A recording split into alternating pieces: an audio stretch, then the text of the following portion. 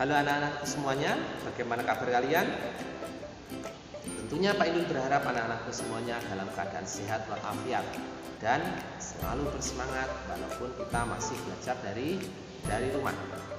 Anak-anakku semuanya, sebelum kita melaksanakan pembelajaran kali ini, kita berdoa terlebih dahulu supaya diberi kelancaran dan kemudahan nanti dalam memahami materi yang ada dalam video pembelajaran kali ini. Berdoa mulai. Berdoa selesai. Nah, anak-anak semuanya, silakan bagi yang belum disiapkan buku-bukunya, kita siapkan dulu. Dan kalau sudah siap, kita simak video pembelajaran kali ini. Masyarakat sejahtera menjadikan negara kuat. Hal itu dapat terwujud jika masyarakat memiliki kesadaran akan tanggung jawabnya sebagai warga negara. Sore itu Udin baru saja selesai mandi dan berganti pakaian. Ia kemudian bergegas keluar dari kamar dan menemui ayahnya yang sedang duduk sambil melihat-lihat telepon genggam. Ternyata ayahnya Udin sedang membaca berita tentang kesadaran membayar pajak tepat waktu. Assalamualaikum warahmatullahi wabarakatuh. Sebelum memulai pembelajaran, mari kita berdoa dulu menurut agama dan kepercayaan kita masing-masing. Berdoa mulai. Berdoa selesai. Untuk menjaga kesehatan, kamu jangan lupa menerapkan 4M. Yang pertama, memakai masker. Yang kedua, mencuci tangan dengan benar.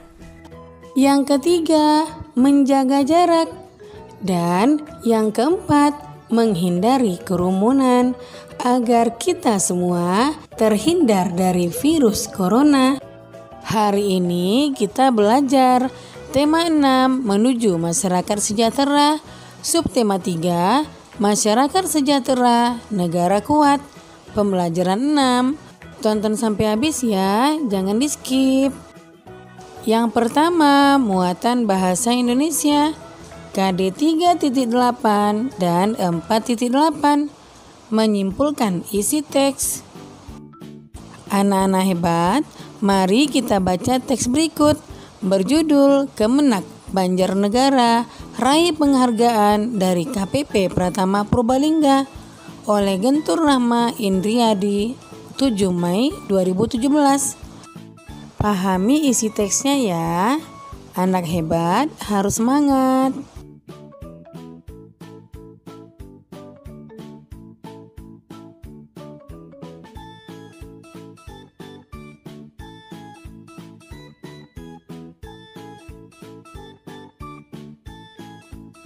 Teks tersebut merupakan teks non-fiksi yang memiliki judul. Bandingkan informasi yang diharapkan setelah membaca judul teks dengan informasi yang didapatkan setelah membaca teks tersebut. Ungkapkan hasil perbandinganmu dalam bentuk tabel seperti contoh berikut. Kemudian, cocokkanlah jawabanmu dengan jawaban berikut ini. Yang pertama, informasi yang didapat saat hanya membaca judul bacaan adalah Kementerian Agama Banjarnegara meraih penghargaan dari KPP Pratama Purbalingga. Informasi yang saya dapat setelah membaca teks adalah Kementerian Agama Kabupaten Banjarnegara mendapatkan penghargaan sebagai instansi teladan dalam pelaporan SPT tahunan pegawai dalam acara apresiasi dan penghargaan wajib pajak teladan yang diadakan oleh Kantor Pelayanan Pajak atau KPP Pratama Purbalingga.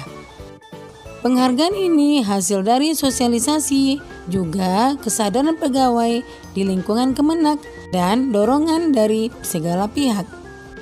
Kemudian kesimpulannya adalah judul dan isi teks sama saat hanya membaca judul dan setelah membaca teks. Yang kedua, muatan PPKN KD 3.2 dan 4.2 melaksanakan tanggung jawab sebagai warga negara. Kesadaran membayar pajak merupakan salah satu bentuk tanggung jawab sebagai warga negara dalam kehidupan sehari-hari. Setiap pelaksanaan tanggung jawab oleh warga negara akan memberikan dampak bagi warga negara tersebut dan bagi negara.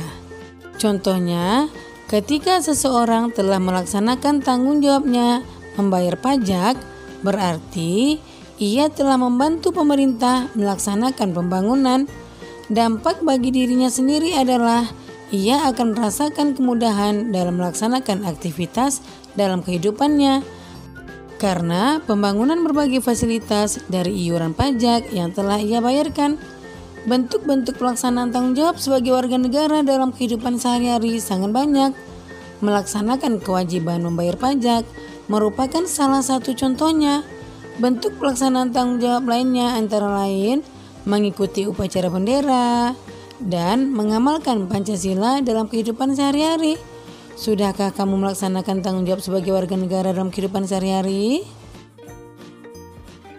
Anak-anak hebat, apa pengalamanmu ketika melaksanakan tanggung jawab sebagai warga negara dalam kehidupan sehari-hari? Tulislah pengalamanmu dalam bentuk tulisan di kolom berikut.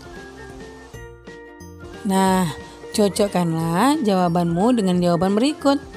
Sebagai warga negara yang baik, aku melaksanakan tanggung jawabku dengan cara belajar dengan tekun. Kemudian, bentuklah kelompok yang terdiri atas 3 anak.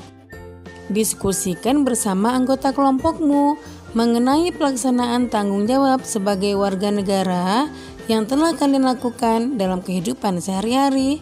Diskusikan pula dampak dari pelaksanaan tanggung jawab tersebut. Tulislah hasil diskusi pada kolom berikut. Nah, setelah kamu selesai mengerjakannya, cocokkanlah jawabanmu dengan jawaban berikut ini. Tanggung jawab sebagai warga negara diantaranya mau berteman dengan semua orang sehingga dapat terjalin rasa kesatuan dan persatuan. Yang ketiga, muatan SPDP KD 3.1 dan 4.1. Memahami reklame. Anak-anak hebat, dapatkah kamu berkreasi membuat sebuah contoh reklame sederhana? Reklame itu berisi pesan supaya pelajar taat pada peraturan untuk menjaga kebersihan sekolah sebagai bentuk tanggung jawab sebagai warga sekolah. Bagaimana cara yang akan kamu lakukan? Ingatkah kamu yang dimaksud dengan reklame? Apa saja media reklame? Jawablah pertanyaan-pertanyaan tersebut dengan menuliskannya dalam kotak berikut. Kemudian, cocokkanlah jawabanmu dengan jawaban berikut ini. Saya bisa membuat reklame. Saya akan memilih salah satu media reklame sebagai contoh, yaitu poster. Lalu, saya akan menyiapkan alat dan bahannya. Saya akan menentukan rancangan membuat poster. Selanjutnya, saya akan membuat poster. Saya ingat tentang pengertian reklame. Reklame adalah setiap kegiatan yang bertujuan memberikan informasi kepada khalayak ramai tentang suatu barang, jasa, atau hal lain dengan maksud menarik perhatian dan keinginan tentang yang diinformasikan. Media reklame diantaranya reklame audio, reklame visual, dan reklame audio visual. Reklame media visual dilihat dari pemasangannya. Ada reklame dalam ruang dan ada reklame luar ruang. Reklame dalam ruang biasanya ditetapkan di tempat yang strategis yang bisa dilihat orang secara jelas. Reklame di luar ruang biasanya ditempatkan pada area yang sering dilalui orang, misalnya pada sisi persimpangan jalan raya yang padat. Unsur reklame media visual yaitu berupa gambar dan tulisan. Contoh reklame media visual yaitu baliho, billboard, spanduk, poster, brosur, dan katalog.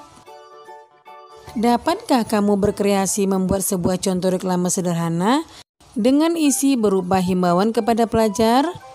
Amatilah langkah-langkah membuat poster. Poster yang akan dibuat berikut berisi pesan supaya taat pada peraturan untuk menjaga kebersihan sekolah. Nah, yang pertama, siapkan alat dan bahan yang dibutuhkan seperti pada gambar berikut. Yang kedua, buatlah sketsa gambar yang akan disajikan. Yang ketiga, sempurnakan sketsa gambar dengan menebalkan garis, menguatkan spidol atau krayon. Yang keempat, tuliskan isi pesan pada tempat yang telah disediakan dalam gambar.